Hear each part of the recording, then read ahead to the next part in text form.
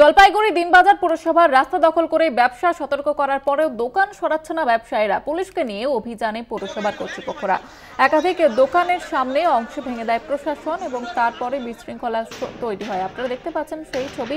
প্রশাসনের তরফ থেকে দোকান ভেঙে দেওয়া হয়।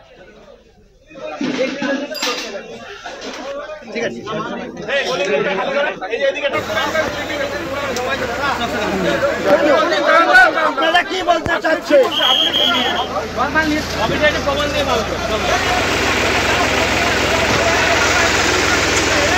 সুজিত দে রয়েছে আমাদের সঙ্গে টেলিফোন লাইনে। সুজিত, কি জানাচ্ছে পুরসভার তরফ থেকে, কি জানানো হয়েছে? ঠিক দেখো, পৌরসভা থেকে কিন্তু একাধিকবার জানিয়ে দেওয়া হয়েছে যে দোকানকে জলপাইগুড়ি যে দিনবাজার, সেই দিনবাজার এলাকায় কিন্তু রাস্তা দখল করে কিন্তু দোকান বসেছে। সেই দোকানপাট বসার ক্ষেত্রে কিন্তু যে উপর দিকে কিন্তু তিরপাল টানিয়ে কিন্তু পুরোটাই ব্লক করে দিচ্ছে। একাধিকবার কিন্তু জলপাইগুড়ি পৌরসভা কিন্তু বলা হয়েছে যে দোকানদারদের সরে যাওয়ার জন্য, যে আপনারা রাস্তা সরে বসেন। আজ কিন্তু সকাল থেকে দুপুর থেকে কিন্তু শুরু করেছে অভিযান। একাধিক দোকান ও যে টিন শেড তারা কিন্তু ভেঙে দিয়েছে। কিছু দোকান কিন্তু দোকানের জিনিসপত্র উঠিয়ে নিয়ে এসেছে।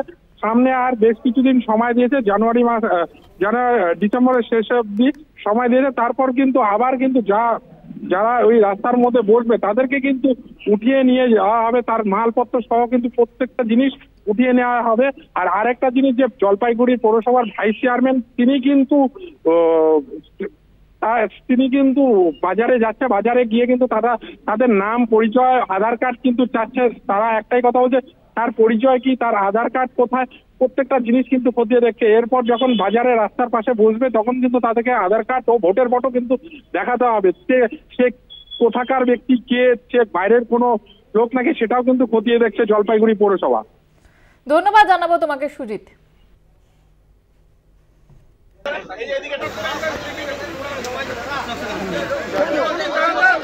কি বলতে চাচ্ছে